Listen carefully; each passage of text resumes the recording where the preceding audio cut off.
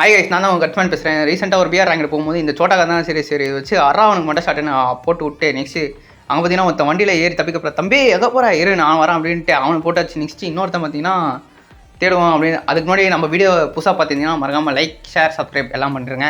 சரி, இன்னொருத்தன் பார்த்தீங்கன்னா வானத்துலேருந்து அப்போ தான் என்ட்ரி ஊற்றுந்தான். தம்பி என்ட்ரிலாம் கொடுத்தாவே நீ எக்ஸிட் ஆகி போய்டு அப்படின்ட்டு அவனையும் பார்த்தீங்கன்னா போட தெரியாச்சு. சரி, இப்போ தான் முக்கியமான கட்டத்துக்கு வந்துட்டோம். இங்கே பார்த்தீங்கன்னா நானும் ஒருத்தனேன் சரி போடுறா டேமேஜ் அப்படின்ட்டு நானும் க்ரோஸால் பல டேமேஜ்களை குத்தேன். சரி ஏறிடலாம் அப்படின்ட்டு ஃபுல் டேமேஜ் குத்ததுக்கப்புறமும் ஹெட்ஷாட்லாம் விழுது. ஆனால் ஓசிக்கலாக போயிடுச்சு. சரி, இந்த பக்கம் ஒரு வால் போட்டு ஸ்வைட்டு ஒரு வால் போடலாம் அப்படின்னு நடக்கும்போது தான் ஒன்று நடக்கும். சரி இருங்க, ஃபஸ்ட்டு மெடிக்கெட் போட்டுருவோம். அந்த சம்பவத்தை மட்டும் நீங்கள் பார்க்காம போயிடாதீங்க. சரி, இன்னொரு வாழ்க்கை சொல்லிட்டு போகலான்னு பார்த்தா நான் உள்ளே போயிட்டேன். ஐயோ என்ன பண்ணுறதுனே தெரியலையே.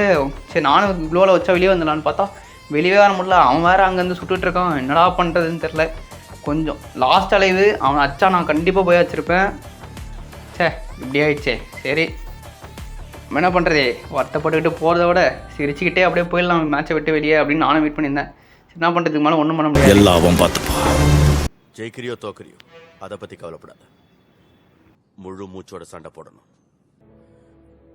வாழ்க்கை என்னதான் அடைச்சி வச்சாலும் அதுலேருந்து எழுந்து வர்றதும் எழுந்து வராததும் நம்ம கையில் தான் இருக்கு.